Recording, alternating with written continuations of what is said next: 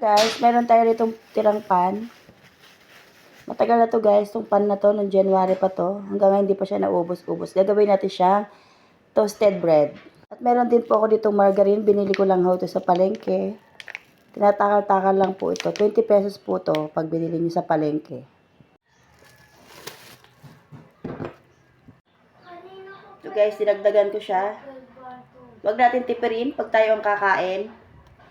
Mas masarap, mas marami.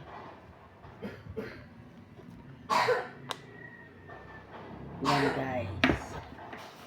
At maglalagay din po tayo ng sugar to guys.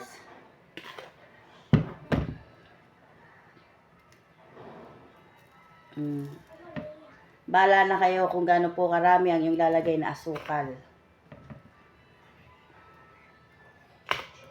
So may mga diabetes, hinay-hinay lang ho. Bawal to sa may mga diabetes. Ito na siya guys, yung aking nagawa. I-air fryer natin to. At ito guys, gagamit tayo ng air fryer para dito sa ating toasted bread. Lalagay natin siya dyan. Kasi palulutungin po natin yan. Ayan na, pisang na siya guys. Ayan. Ikutin natin. Tingnan natin guys kung okay na siya. Wow, ito na siya guys. Ito na yan guys. Huwag natin masyadong palutungin. Ayan. Ako nga nagulat na yun. Sa pamatigat naman sila eh.